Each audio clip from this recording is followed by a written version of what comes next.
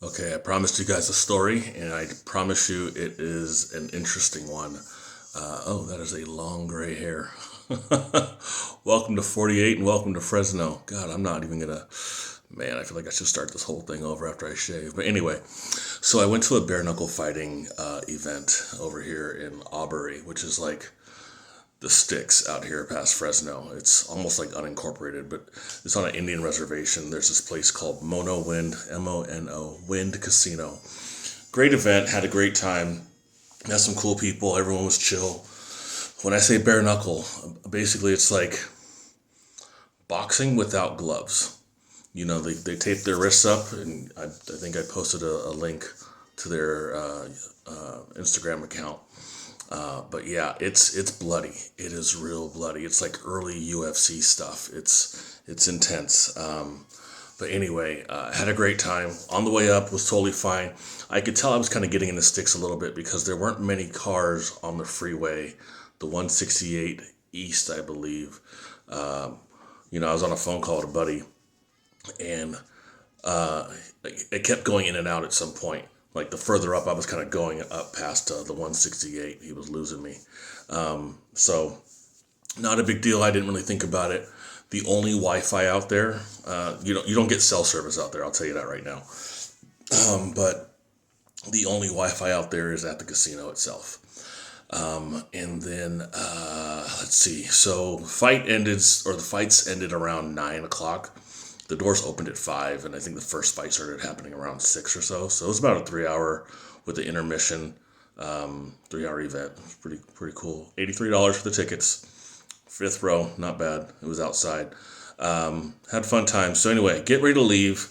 Everyone's leaving after the final fight because they're like, all right, that's it. We don't want to hear anymore. We don't care. We're ready to leave. So people are leaving. This is where it gets interesting because I parked really close because one of the guys it's a reservation. You can kind of do whatever you want as far as parking and stuff up there as long as you aren't blocking traffic. So I get in my car to leave, and I was one of the first ones, and that was a bad idea because it's not completely dark yet, but it's pretty dark, and it got darker within about 10, 15 minutes or so. As I'm driving out, I think I'm going down the right road that I came in on. I can't remember how many roads there were kind of leading in, maybe like two different ways. And I think I took the second one, not the one I should have taken. And this is where it got increasingly weird, and then eventually probably the scariest thing I've ever experienced in my entire life. So when I posted last night that I'm really glad to be alive, there was some wine in me, but I meant that shit.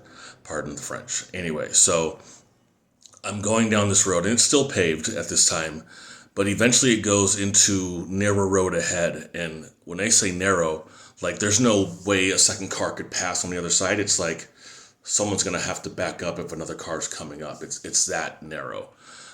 Where basically, if you get out of your car, you probably have about 5 feet or so before you would have to probably fall over into a ditch and probably never come out and never get found. So I should have, at this point, stopped, found a way back, turned around, and gone out the other way, and I would have been home by 10.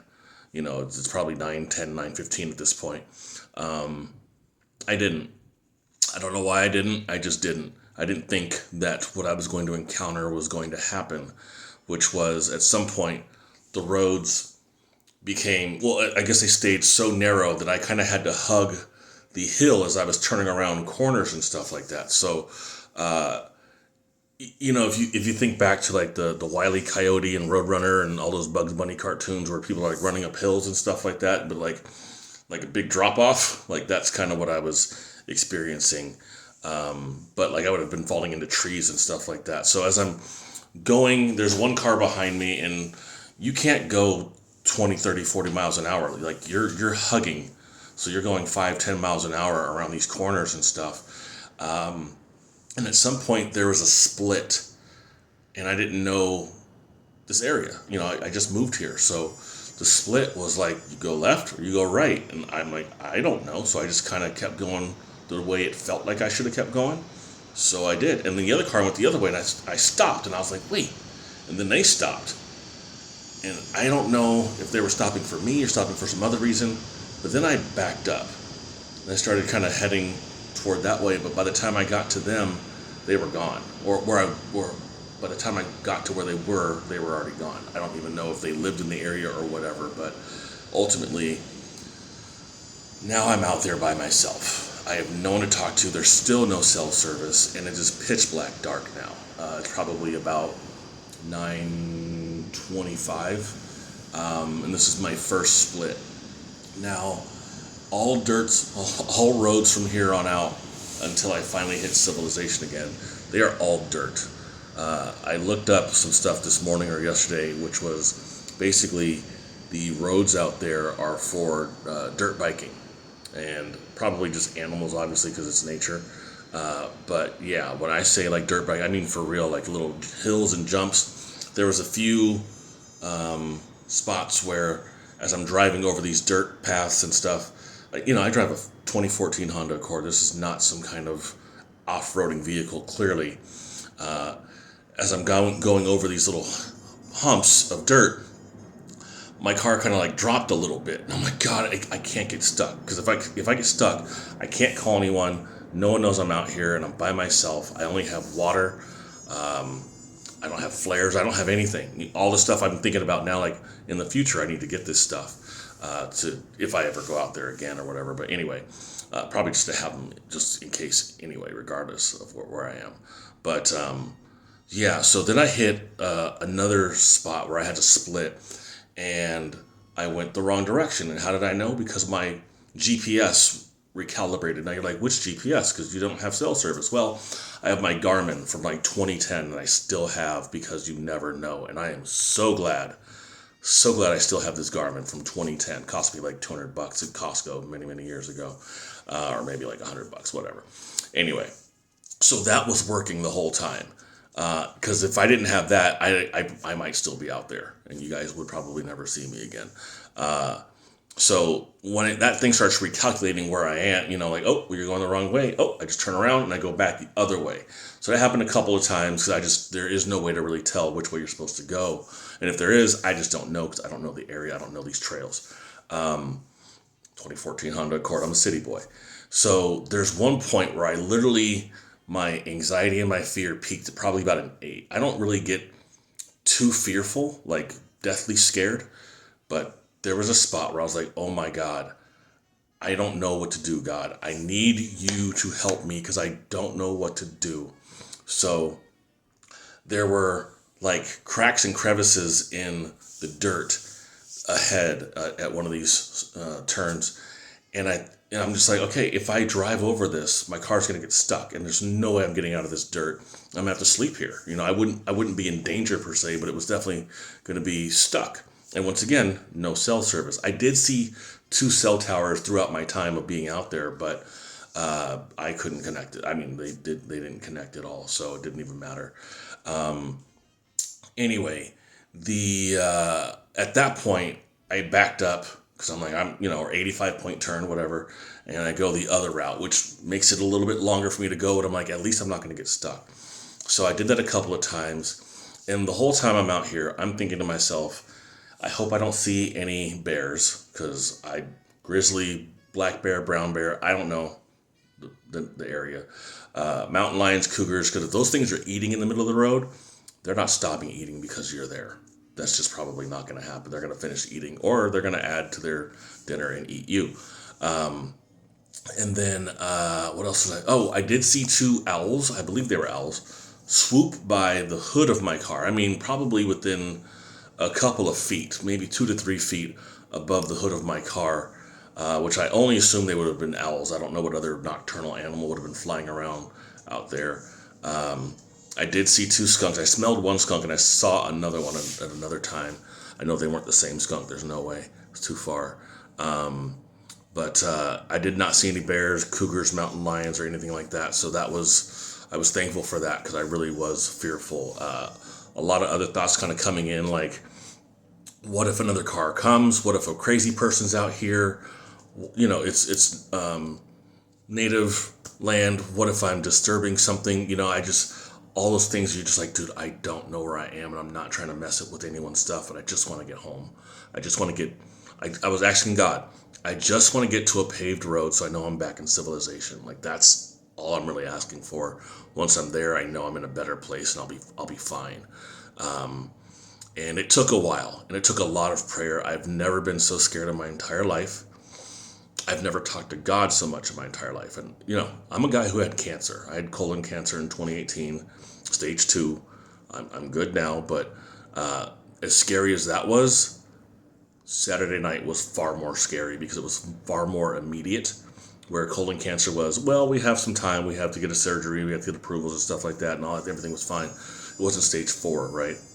Terminal. This was, Saturday night was, if you step out of your car within a few feet, you're going to fall, and that's going to be the end of your life, probably. So at some point, I was able to get back to a paved road, and there was this couple of turns. Once again, I'm just like, I'm confused, I don't know where the hell I'm going, and I did make it back to civilization. What should have been a 45-minute drive ended up being a 2-hour and 15-minute drive. I did stop because I deserved I deserved some Carl's Jr. when I got home. I was like, I need to eat because this is crazy what I just experienced. My car was hella dirty, but I got it washed at Surf Through. It's a little automated place over here. I pay a monthly fee to get my car washed every couple of days because it's dirty out here and dry. But yeah, that was the scariest thing I've ever experienced in my entire life. And the lesson, I guess, from this all is, well, a couple lessons. Like, next time, don't be the first one to leave because you don't know where the hell you're going.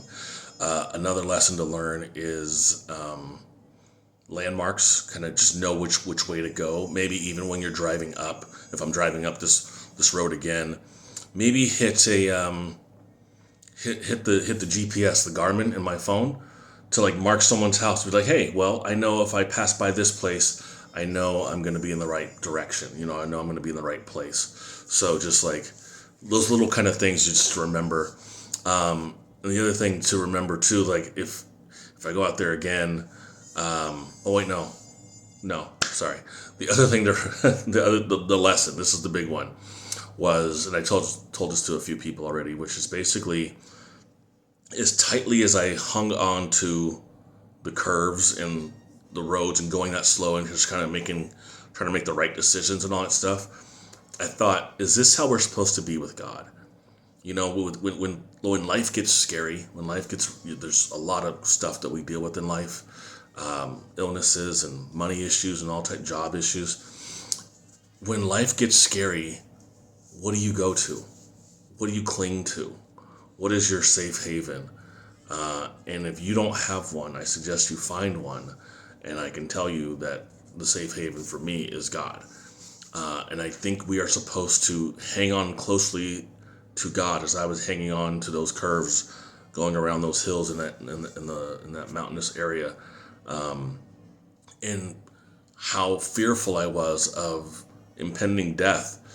I feel like that's how we should be with God. We should always be hanging on to Him and making Him number one, and not putting anything else above Him, and just relying fully on Him, and just knowing that if you make the wrong decisions in life, your impending death may not be physical or immediate like that, right? But it's another kind of spiritual death because you've been going the wrong direction, you've been doing the wrong thing.